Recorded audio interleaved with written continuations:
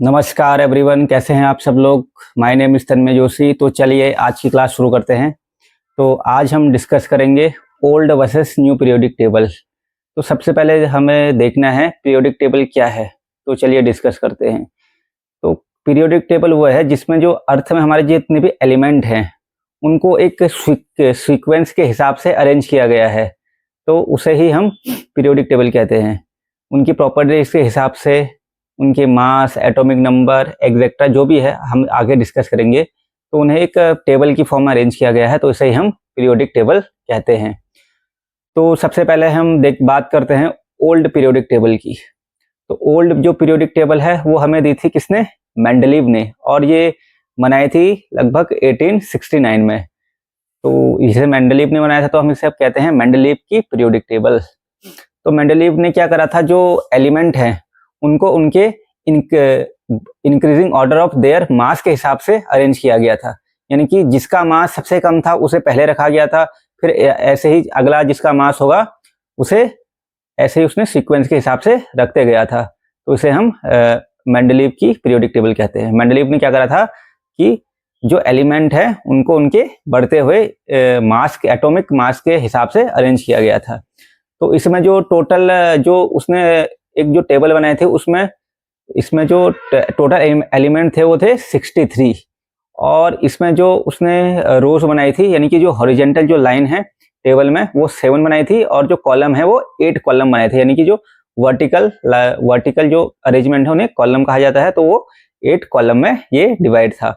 And इसमें क्या कहते हैं, मेंडलीव ने क्या करा था, कुछ जो एलिमेंट जो फ्यूचर में जो डिस्कवर होने वाले थे उनके बारे में पहले प्रेडिक्शन कर दी थी कि यहाँ पर इनका ये यहाँ पर आएंगे, और जब फ्यूचर में वो एलिमेंट डिस्कवर हुए तो वो जो मेंडलीव ने जो पीरियोडिक टेबल बनाई थी उसके अनुसार एकदम फिट बैठ गए। ये जो एलिमेंट थे वो थे आपका जर्मेनियम था, गैलियम था और स्कैंडियम था। ये फ्यूचर में जब डिस्कवर हुए तो वो अपना जो मेंडलीव की जो पीरियोडिक टेबल थी उसके अनुसार ये फिट बैठ गए। तो ये थी मेंडलीव की पीरियोडिक टेबल। तो जो इसमें लेकिन बहुत सारे कुछ डिमेरिट यानी कि कुछ लिमिटेशन थी इस पीरियोडिक टेबल की। तो आइए चलो डिस्कस करते हैं कि इस पीरियोडिक टेबल में क्या क्या डिमेरिट थी और क्या क्या इसकी लिमिटेशन थी। तो सबसे पहले तो इसमें था कि जो अपना जो हाइड्रोजन आइटम है उसको वो क्लियरली उसकी जो पोजीशन है वो फिक्स नहीं कर पाया। क्यों? क्योंकि जो हाइड्रोजन की जो प्रॉपर्टीज थी वो क्या कहते हैं, एल्कली मेटल से मिलती थी, और जो हाइड्रोजन की जो प्रॉपर्टीज हैं वो आपका हेलोजन से मिल रही थी। तो उसे वो क्लियरली करेक्ट हमें समझा नहीं पाया कि ऐसा क्यों था। और इसने क्या करा था कि जो सेम जो प्रॉपर्टीज वाले जो एलिमेंट है उनको सेम कॉलम में रखा था, तो हाइड्रोजन की जो पोजीशन थी वो इससे क्लियर नहीं हो पाई थी। और अगला जो इसमें आपका जो इसका जो कौन से यहाँ डीमेरिट या लिमिटेशन थी वो ये थे कि ये आइसोटोप्स को डिफाइन नहीं कर पाया।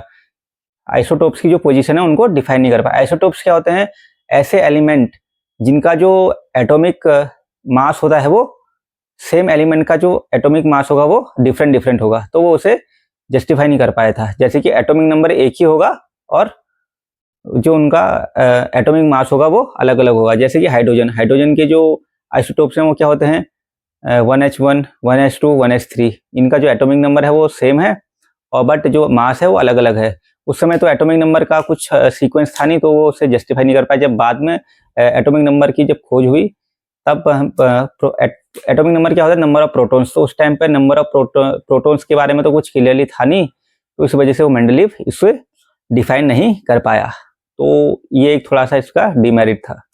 एंड जो अगला इसकी जो डीमेरिट है वह ये है कि जो इसने क्या करा था, मेंडलीव ने जो एलिमेंट है उनको उनके increasing order of atomic mass के हिसाब से रखा था, बट जो यहाँ पर एक एटॉमिक मास में क्या गड़बड़ हुई, जो टेल्यूरियम है, टेल्यूरियम का जो एटॉमिक मास है वो है 127, एंड जो आयोडीन का एटॉमिक मास है वो है 126। बट इसने इस पीरियोडिक टेबल में टेल्यूरियम को आयोडीन से पहले रखा था, जबकि अगर इसकी डेफिनेशन देखा जाए तो आयोडीन पहले आना चाहिए, बट यहाँ पर एक ये फिट इसे डिफाइन नहीं कर पाए कि उसने ऐसा क्यों करा। और जो अगला है जो लेंथेनाइट और एक्टिनाइट जो हमारे वो हैं ग्रुप हैं, वो उसको भी क्लियरली डिफाइन नहीं कर पाया था, उनकी पोजीशन को करेक्टली प्रिडिक्ट नहीं कर पाया था। तो ये थी आपकी मेंडलीव की पीरियोडिक टेबल। इसके बाद हम आते हैं आपका मॉडर्न पीरियोडिक टेबल। तो चलिए देखते हैं मॉडर्न पीरियोडिक टेबल क्या है। मॉडर्न जो पीरियोडिक टेबल है वो हमें दी थी किसने, मोजले ने, एंड ये कब दी थी, 1913। इसे हम बोलते हैं मोजले की पीरियोडिक टेबल। तो इसमें मोजले ने क्या करा था, जो एलिमेंट है उनको उनके increasing order of their atomic number के हिसाब से अरेंज किया था। यानी कि जिसका एटॉमिक नंबर सबसे पहले है, जिसमें सबसे कम नंबर ऑफ प्रोटॉन है उनको पहले करा था। ऐसे धीरे धीरे धीरे अगला दूसरा तीसरा करके उन्होंने बढ़ते हुए increasing order of their atoms के हिसाब से रखा था। इसमें जो आपके जो रोज हैं, इसमें जो हॉरिजॉन्टल लाइन्स हैं, रोज बोलते हैं जिन्हें, वो 7 रोज थी, एंड जो कॉलम है वो 18 कॉलम थे। एंड इस पीरियोडिक टेबल को मोजले ने 4 पार्ट में डिवाइड करा था, 4 ग्रुप्स में अलग अलग डिवाइड करा था, S group, P group, D group और एफ ग्रुप। तो ये थी आपकी किसकी, मोजले की पीरियोडिक टेबल। एंड मोजले ने 4 ग्रुप्स में क्या किया था, जैसे एस ग्रुप है, एस ग्रुप में आपका क्या आता है, एल्केलाइन मेटल और एल्कली अर्थ मेटल, ये 2 एस ग्रुप में थे। पी ब्लॉक में क्या आता है आपका, पी ब्लॉक में आता है आपका, पी ब्लॉक जो हम बोलते हैं उसे क्या बोलते हैं हम, मेन ग्रुप एलिमेंट भी बोलते हैं। जो एस ब्लॉक है वो आपका 1 और 2 है, 1 और 2 जो कॉलम है वो एस ब्लॉक में थे। एंड जो पी ब्लॉक है वो पी ब्लॉक में क्या क्या थे, 13 टू लेकर 18 तक जो थे वो पी ब्लॉक में थे। और जो डी ब्लॉक है उसको बोला जाता है आपका ट्रांजिशन एलिमेंट, और ये थे आपके 3 से लेकर 12 तक जो कॉलम है वो उसमें आपके डी ब्लॉक के एलिमेंट को रखा गया था। और एफ ब्लॉक में बोला जाता है आपको इनर ट्रांजिशन एलिमेंट, इनको आपका अलग से इनको पीरियोडिक टेबल के नीचे जगह दी गई थी। मैं आपको ये पीरियोडिक टेबल अटैच कर देता हूँ, उसके हिसाब से आप देख लीजिएगा। तो ये थी आपकी मोजले की पीरियोडिक टेबल। मोजले ने क्या करा था, इसमें जो इसकी जो मेरिट थी वो क्या थी कि जो ये आइसोटोप्स हैं उनको उसने करेक्ट प्रेडिक्शन करा था और उसको करेक्टली डिफाइन करा था।